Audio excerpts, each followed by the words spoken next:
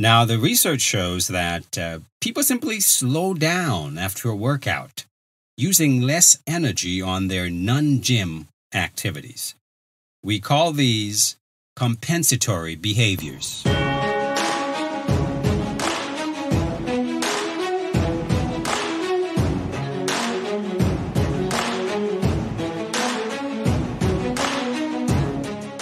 Hey there, I'm Dr. Del Millers, and this is Energize Your Life After 50. You see, the goal of this podcast is to help you answer one simple question, and that is, how do you want to live the next chapter in your life? Do you want to keep it as it is, or do you want more? Do you want to be better, fitter, stronger, healthier without meds, more confidence, more sex appeal? Do you want to get your mojo back? Maybe you want to be the you've always thought you could be. So each week we'll look at simple ways to intentionally create your next chapter, prioritizing your health, your physicality, your emotional and spiritual well-being, as well as looking and feeling your best. Are you up for the challenge? Then let's get moving.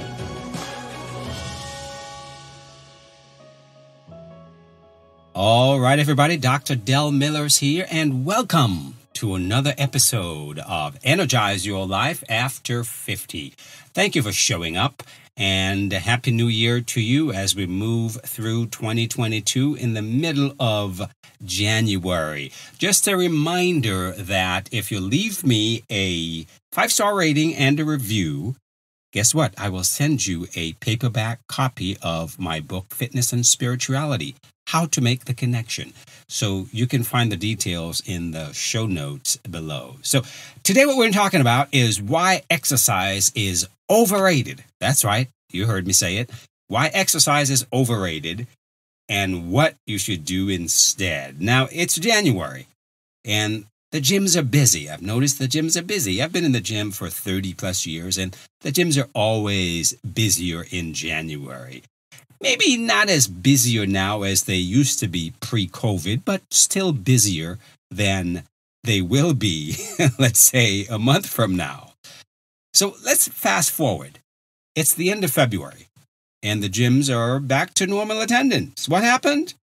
Maybe all those New Year's resolution folks finally woke up to the bitter reality that exercise by itself is useless for weight loss. That's right. Exercise by itself is useless for weight loss. And yeah, this is coming from the fitness guy. They call me the fitness guy for many years, but I'm telling you the truth. So why should you continue to sing those exercise blues that go something like, I'm tired, I'm bored, I'm sticky, I'm sweaty. Oh no, enough of this already. That's a line from my book, Fitness and Spirituality. But here's the deal, folks. The top 3 New Year's resolutions that people make are, guess what? Yeah, you guessed it. Number 1, to lose weight. Number 2, eat healthier. And number 3, to exercise more. And I get it. You know, most Americans are overweight or obese, and they live pretty sedentary lifestyles. But the evidence is pretty clear, folks. Exercise is excellent for your health. It's just not that important for weight loss. And this is the case for a number of reasons. So don't expect to lose a lot of weight by going into overdrive at the gym. What should you do instead? Well, let's talk about that. But before we get started, I'd like to take this time to remind you of a few important resources that are available to you. Number 1, my free masterclass. You know, the top 3 things you must do to lose weight and keep it off. Okay, if you're struggling with weight as an issue, then you must check out that masterclass. There's also my webinar, Get Your Sexy Back. If you're ready to truly transform your body and your life, then please sign up for the webinar. It's free. You also have access to a free health strategy call with me when you're ready to move forward in a powerful way. I also have a vault of coaching videos at my website, personalfitness.com. You can find all of that, sign up for all of that at my website, personalfitness.com. And lastly, please consider subscribing to this podcast. There is a link in the episode notes. And thank you. Thank you for being here. I really do appreciate you. All right, welcome back. I'm Dr. Del Millers, and this is Energize Your Life After 50. We're talking about why exercise is overrated and what you should do instead. Now, again, let's be clear. I'm not recommending that you give up on exercise altogether. That's not what I'm saying. I just don't want you to think about exercise as the end all. Kind of like I see people in the gym who haven't been there in ages and they're killing themselves. And most likely they leave and go eat what they've always eaten. Doesn't really work, does it? I know you see all these TV shows where they take all these extremely obese people and kill them in the gym. So you figure that's what you have to do. What you don't realize is that they then feed them a very low-calorie diet and they end up losing hundreds of pounds. I know because I've worked on these shows as the nutritionist putting together these low-calorie diets, which, no, I'm not proud of, but this is what happens. And what you don't know is that, well, guess what? 99% of those people gain their weight back and more. 99% of those people gain their weight back and more. And this happens primarily because, well, they're starving themselves to death. And of course, you can't maintain that, can you? No, you can't. You can't ever really maintain that. But you see, here's what happens for a lot of people. Most people overestimate how many calories they actually burn during exercise. You see, while people like me who are very fit can burn up to 1,000 calories with an intense bout of cardio, most people don't. Most people who are trying to lose weight will not actually burn more than 200, 300, 400 calories in an hour of exercise. And here's the second thing. Most people usually increase their food intake after exercise, either because they think they've burned more calories than they have, or because exercising actually makes you hungrier. But the fact is, you end up eating more. So you worked hard on that bloody machine for an hour, and all that work can easily be erased in 5 minutes of eating. Just 5 minutes of eating can erase all that you've just done in terms of calories, if you're thinking just about calories. Just one slice of pizza, guys, one slice of pizza or a cafe mocha is all that it takes to undo 1 whole hour of exercise for most people. And here's the other thing. We call it the active couch potato syndrome. That's right, the active couch potato syndrome. You see, a lot of people who exercise become active couch potatoes for the rest of the day. Now, research shows that most people simply slow down after a workout, using less energy on their non-gym activities. We call these compensatory behaviors. That is, psychologically, they think they've just burned all these calories, so it's okay to rest for the remainder of the day or eat what they want. And a lot of times, most people are completely unaware that they're engaging in these compensatory behaviors. So let me repeat. Exercise is excellent for your health. It's just not that important for weight loss, quite frankly. But guys, before you start kicking your legs up on the couch with the remote in your hand telling your spouse, "See, honey, I knew I was just wasting my time." Let's talk about what you could do. Get this, to burn about 200% more daily calories than you could with just exercise alone. Let me repeat this because this is bear repeating. What you could do to burn about 200% more calories every day than you could just with exercise. Are you ready for this? Now, if you're multitasking, come on back to me because you want to hear this.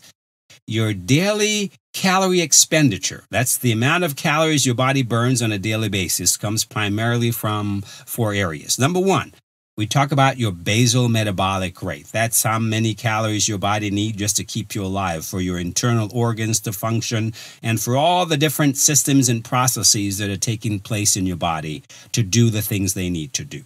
That's the first thing, and that takes up about 60 to 70% of all the calories you take in on a daily basis. Secondly, you have digestion. About 10% of the calories you take in are used up just to break down the foods for you to eat, to make it usable for your body. So that leaves us with only about maybe 20% that is left for activity, right? And there are two kinds of activity. We've got exercise, physical activity, the kind of exercise, conscious exercise that we do in the gym or working out. And we have a different kind of movement activity. We call that non-exercise associated thermogenesis, or NEAT for short. So NEAT activities and then exercise. And guess what, folks? Exercise takes up a very, very small percentage of that 20%. Your NEAT activities, that's your non-exercise movement activities, daily activities that you do just moving, burn a tremendous amount of calories more than an hour or 2 hours of exercise. So your BMR and digestion, remember, it takes up about 80% of your daily calories. The remainder 20% is a small fraction of your daily calories that you take in, and exercise is even a smaller fraction of that. So think about this. If you sleep for 8 hours, 1 hour of exercise accounts for only about 4% of your day. NEAT activities, all your non-exercise activities, account for 63% of your days. 63% of your day. Now, you might be asking yourself, well, Dr. Dell, what exactly are NEAT activities? Walking your dog, pacing around while you're on the phone, cleaning the house, cooking, dancing in the shower. You know you do that. Standing up at your desk or using a standing desk. All of these activities that you do, that you should be doing on a daily basis, that most people don't, they just sit. All of these activities, my friends, have the potential to burn over 200% more calories than you could with exercise alone. Think about that. If you're trying to lose weight, well, don't you want to be doing these things? All you have to do is to get up off your ass and be bloody more active than you're being. Stand up, walk around, move around.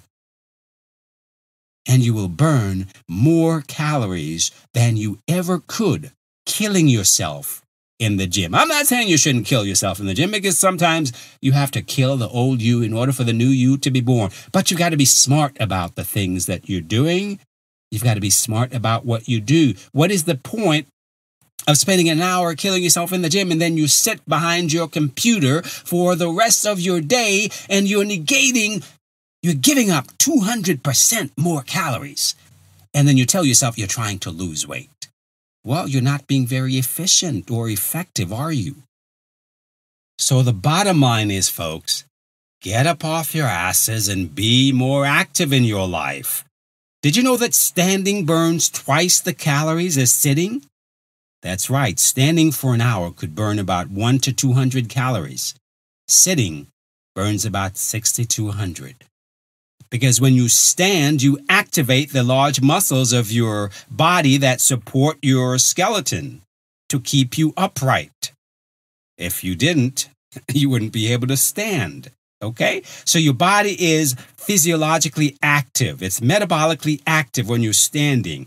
And you don't really stand still for very long when you're standing, do you? I mean, who stand still as a robot or one of those guys outside the guards outside Buckingham Palace? You don't stand still.